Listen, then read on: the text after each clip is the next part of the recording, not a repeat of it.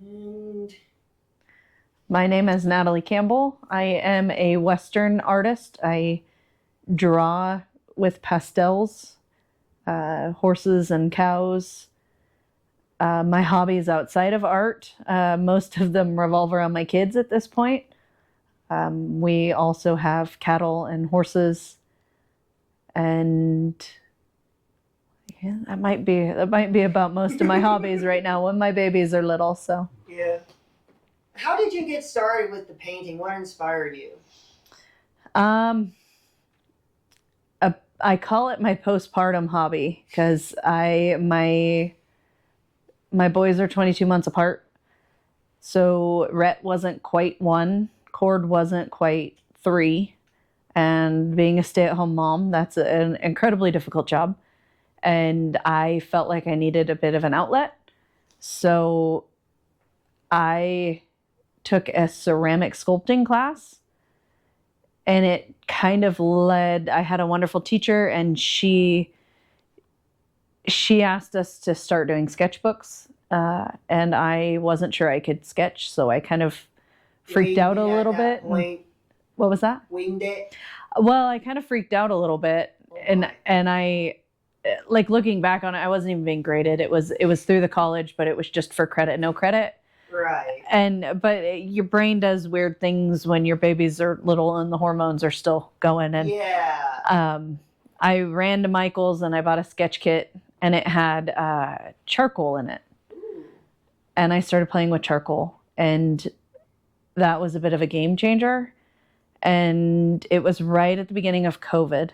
So January of 2020 is when I started playing with charcoal. And of course, I think I made it right through my birthday in February, and then everything shut down. So I was once again kind of back at home with the kids and needing an outlet, and I ended up taking an online course, like a do-it-your-own pace, like non-graded, like a tutorial type thing for charcoal, and I really liked it, and it just kind of snowballed, and it was a really good mental break from chasing 2 little feral country boys around. I could kind of do something back for me, and it led to color pencils. And then from there, I found pastel pencils, which work kind of similar to charcoal, and I really like them. So it must have been a nightmare having to deal with 2 little boys running around, wasn't it? It was difficult. I did my first pieces I did on my couch when they would kind of settle down. I mean, I had to time everything based off of them, and they weren't. Rhett was still taking naps, but neither one of my boys took naps for very long. Like short 5-10 minute ones, or shorter than that? Well, I guess what I should say is like by the time Cord was 3, he was almost starting to get to where he didn't take naps during the day, because then he wouldn't sleep at night. Yeah. And so he would just kind of slow down for a little bit. And when he would slow down and watch, a little bit of TV, mm-hmm. I could sit, I could draw, and then it was back up and outside and chasing goats and, feeding cows and all of that. And it was my mental break, though. But it was very difficult. Yeah. And there were some days I didn't get to draw. Oh my. So the first couple years was hit or miss on being able to actually be able to create stuff. How are you creating stuff today now? Now I am lucky enough. I have an art studio in our hometown. Okay. So my boys are now 7 and 9, and they both go to school, and we have a wonderful school, and they get to go to aftercare. And I put them on the bus in the morning, and I get to do a little bit around the house, and I head to my studio, and it's been my haven. Safe haven. Yeah, I love going to work. I have a beautiful old 1930s drafting table that is the centerpiece of my studio, and my grandma Mavis's 1800s love seat that is like the perfect spot to chill, and I walk in my studio and it makes me happy, and I get to create, and that makes it all worth it. So did you choose the ranching life, or did the ranching life choose you? I drug my parents into horses kicking and screaming. What's the story behind that? It's my cousin's fault. Not totally. Although I tell Amy and Val all the time that I blame them, in a good way. So I was always obsessed with horses. My cousins, my sister. Yeah, they're magical. And from the time I was little, it was all about horses. And my cousin Val had this wonderful mare, Philela. And I was a year old when I got to ride through the 4th of July parade in Willits, it's a big rodeo parade, the whole works. And I rode on the front of the saddle with Val. And then after that, my Aunt Jan, their mom, who is my mother's sister, she would watch me during the days while my mom was working. And so I think I was 6. And Amy, who is Val's little sister, she's about 6 years older than me, we would basically just say adios to her mom, and we would jump on the bike, double on a bike, and we would ride across town out into the valley where the horses were, and we would saddle up Philela for me and Chloe for Amy, and we would ride all over the place. And if they had a horse show coming up, we would ride back to Jan's house, through town, through the suburbs, so that we could wash the horses and take them back out and put them up in their stalls for the night. And Philela was the first horse I fell in love with. All of my prior horses, if they were sorrels, they all had Philela when I was a kid, or named Philela. And she was also the first horse I got bucked off on, which I finally did tell my mother. She dumped me on the corner of Bray Road and Hearst, and Amy hollered at me, "Get back on it, don't tell your mother, she won't let you ride with me again," which incidentally is, I think she learned it from Grandma Mavis, because Grandma Mavis used to say that, "Don't tell your mother." But Philela was wonderful. It doesn't get much better than that mare. And Amy commissioned me to draw Philela for Valerie, and it took me a long time to be able to draw that piece. And then when I delivered it to her, we just bawled and bawled and bawled. So when I turned 12, my parents finally, the obsession with horses wasn't going away. It was still there. It's still there. My husband's now dealing with it. And my parents got me, my cousin Val was working at a boarding facility and giving lessons. Oh. And so I started riding the bus to Hawthorne. And I would clean stalls and I would get lessons. And they bought me my first horse, was this old guy named Sonny, who had a droopy lip. And it was an insanely cool way to grow up. And that ranch, there was a whole bunch of us girls, and I had so much fun, and it didn't stop. And I started learning, Western pleasure and proper riding, and it snowballed into, I switched over to barrels. And I still have horses, and I'm 40, so it's not ever going away. And I did, in high school, I had the opportunity, we had a horse judging team through FFA.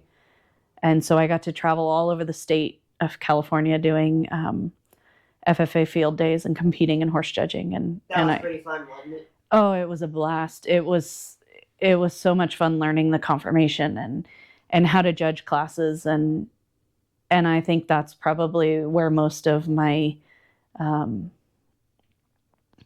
I kind of consider that my education in the art world, my attention.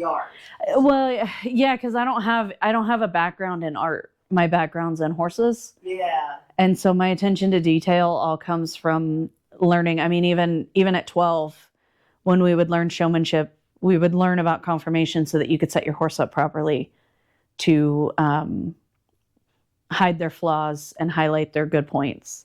And just paint them from there. Yeah, and it carried over into high school. And so that, I think that has been has made me want to hit the details on the horses is all of that years of having to watch the details on horses and pick my horses apart and see all those little things, the bone structure, the muscle structure, and all that. And yeah, that's I think been more of an education for my artwork than I don't have any education in art really. So it's just a wing and a prayer. You just winged it and just prayed and hope you got it right. Pretty much. I wing a lot of stuff. Smile and nod and go with it. Yeah. You said something about commissions, right? You take commissions? I've done some commissions. I just actually wrapped up a commission and or two, and I get kind of picky about them. I want, the right type of photos and they need to fit with my style. Yeah.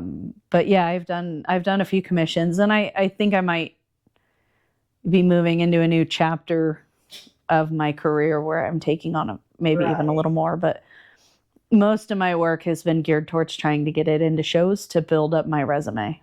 And reputation too, right? Yeah. So if I were to commission you something, a photo from my phone, that's not as complicated, would it be possible? It really depends. So I tend to stick with the animals. I try not to do, I don't care to do a whole lot of people.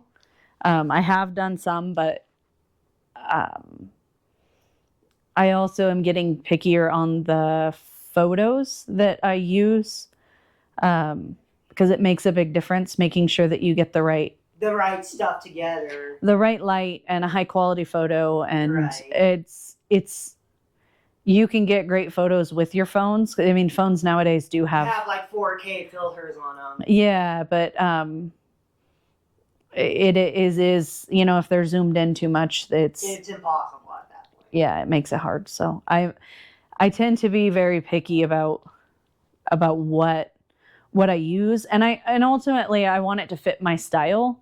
So if it's not in your style, it's going to be a little harder for you to do. Well, if it's not something that fits with my type of artwork, usually what then I try to do is I have so many amazing friends in the art world that have different styles, and be like, hey, look, this doesn't fit my style, but maybe you should talk to this friend of mine more fits that. It's more up her alley, or so I have passed a few things on to other artists to do. Yeah, because I mean, ultimately, when somebody gets a piece from you, they want the best that you can produce, and I don't want to create something that doesn't look good. So it's learning to stay in your comfort zone. I joke that I'm just gonna stay in my lane and but if you stretch that out, you can try for something more complicated, get out of your comfort zone that way. But if you're good at drawing animals, would you be able to do an anthropomorphic animal? Anthropomorphic animal meaning a animal that has human-like features and stuff. I think that would be something that I would probably find interesting, at least, or I'd probably try to find an artist who fits that style a little better. Well, it doesn't have to be any fancy style. You can do an anthropomorphic animal in your style, and that's fine. Yeah. I most of what I do is stick with the Western, like horses and all that. Mm-hmm. So it would. I don't know. I've never actually really thought about that a whole lot. Wouldn't hurt to give it a shot. Yeah. It would definitely be way out of my wheelhouse. Yeah. Mm-hmm. But the reason why that is that you overthink it way too much. Mm-hmm. To draw an anthropomorphic animal, you don't need to overthink it. It's really as simple as you really think it is. Right. But if I were to send you something for, let's say, for a stream card for the stream stuff on YouTube, I would send you the PDF file or the photo file, whatever file format you can use, to be able to draw that digitally to be able to use. Gotcha. Yeah, I don't do a whole lot of digital. most of what I do is I've done a couple logos, but mostly the logos I've done have been more like line drawings. Yeah. Digital's not, I haven't done a whole lot of that. I've played around with it, but digital hasn't ever been my forte. Yeah, my paper I use sanded paper. So it's like a really fine grit sandpaper. Yeah. And then my pastel pencils. Yeah. But if I were to give you a photo of an anthropomorphic animal, such as my channel mascot, Mm-hmm. you'd be able to draw in your art style and get a great product out of the end of it. Yeah, probably. So, I'm going to go back to the story from what you were just telling from a bit ago. What was the difference between the house and the town? My cousin's house? Yeah, like distance between from there to there.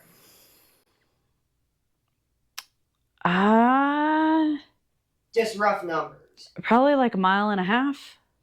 Okay, that's mile and a half is not that long, but if you're gonna go further, like an hour, that would be longer than mile and a half.